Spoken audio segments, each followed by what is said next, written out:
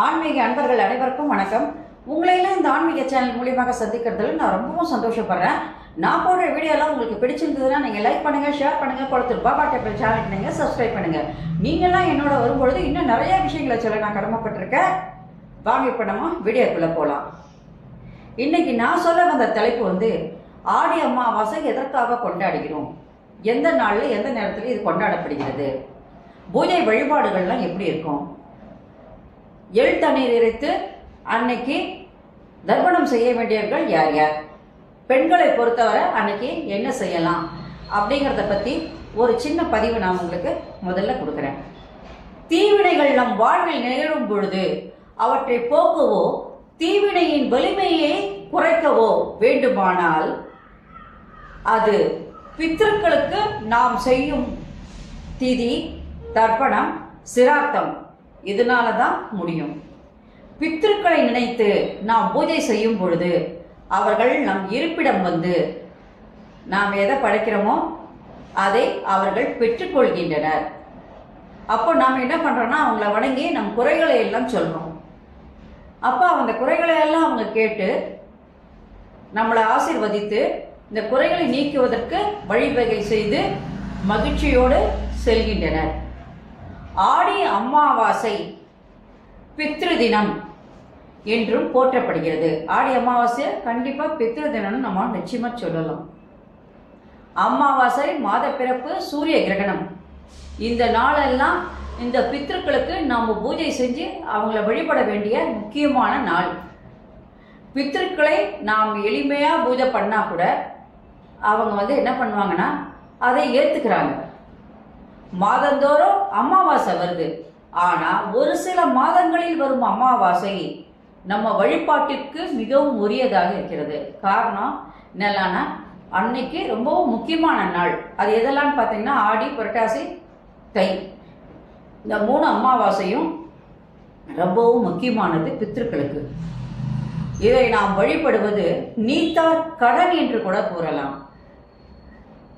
இப்போ எந்த நாள்ல எந்த நேரத்தில் நம்ம இந்த வழிபாடை செய்யலாம், அந்த நாள் நம்ம எதை செய்யக்கூடாது எதை செய்யலாம் அப்படிங்கிறத பற்றி எல்லாம் ஒரு சின்ன பதிவு மறுபடியும் தரேன்.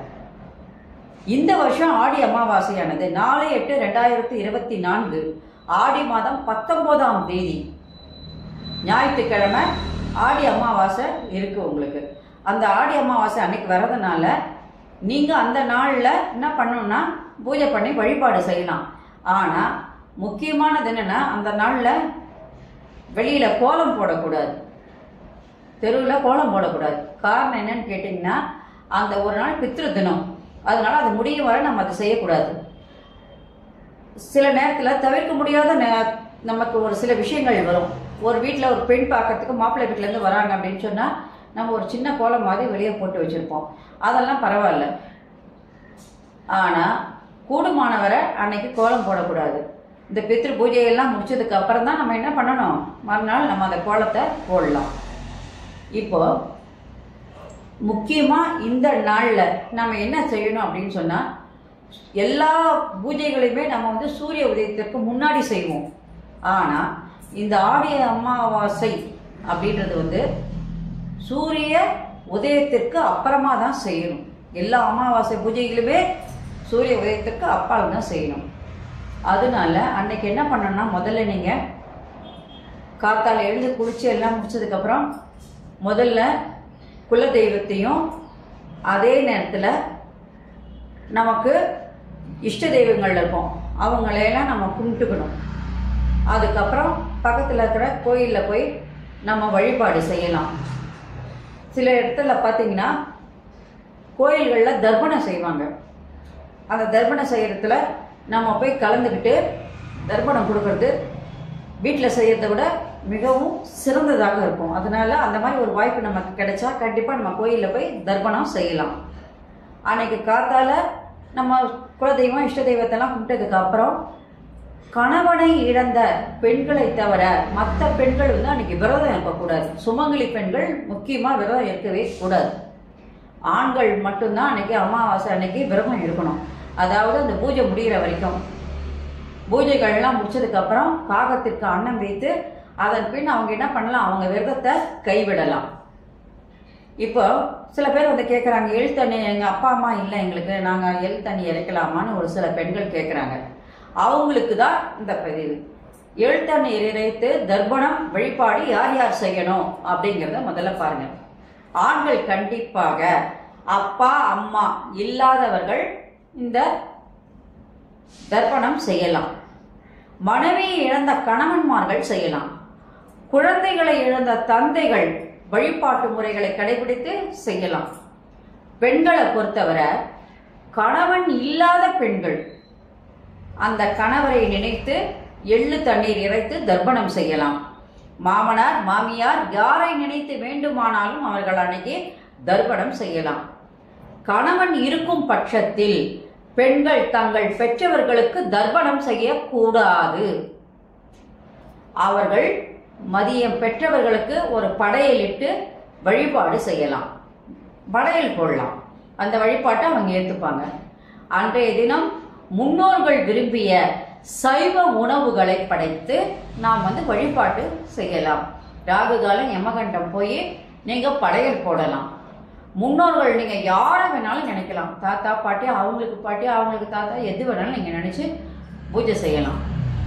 பூஜை செஞ்சு படையல் போட்டு வழிபாடுகளை எல்லாம் முடிச்சுட்டு அதன் பின்பு காகத்துக்கு எடுத்துகிட்டு போய் ஒரு பிடி சாப்பாடு வச்சுட்டு அதுக்கப்புறம் நீங்கள் என்ன பண்ணலாம், சாப்பிடலாம். 2 பேருக்காவது அன்னைக்கு கண்டிப்பாக நம்ம அன்னதானம் கொடுக்கறது ரொம்பவும் நல்லது. அது மட்டும் இல்லாமல் இப்போ ஏழை எளியவங்க இருப்பாங்க, உடல் ஊனமுற்றவர்கள் இருப்பாங்க, அவங்களுக்கு நம்மளால் முடிஞ்ச உதவிகளை செய்யலாம். இதெல்லாம் பித்ருக்களுக்கு மிகவும் பிடித்தமானது. அவங்க ரொம்பவும் சந்தோஷப்படுவாங்க இந்த மாதிரிலாம் பண்ணிங்கன்னா. முக்கியமாக சாயங்கால நேரம், மத்தியானத்தோட நம்ம பித்ரு பூஜை முடிஞ்சிச்சுன்னு நினைக்கக்கூடாது. சாயங்கால வேளையில் அவங்க படத்துக்கு நேரம் ஒரு விளக்கேற்றி வச்சு மறுபடியும் நம்ம என்ன பண்ணணும், அவங்கள கையெடுத்து கும்பிட்டு நம்ம வழிபாடு செய்யறது ரொம்பவும் நல்லது. முக்கியமாக கோயில்களிலும் கடல் சார்ந்த இடங்களிலும் வழிபாடு செய்வது மிக மிக நல்லது. பித்ருக்களை நாம் முறையாக வழிபட்டால் நம்ம 5 கிரக தோஷங்கள்லேருந்து விடுபடலாம். நேராக கடவுள்கிட்ட போய் வழிபாடு செஞ்சு அதனால நம்மளுடைய தோஷங்கள்லாம் போகும்னா நிச்சயமாக போகாது. முதல்ல மாதா பிதா அவங்க 2 பேரையும் என்ன பண்ணணும், கண்டிப்பாக பித்ருக்களை எல்லாம் வணங்கி நம் தாய் தந்தையரை நம்ம வணங்கிட்டு அதுக்கப்புறமா தான் நம்ம தெய்வத்துக்கிட்ட போகணும்.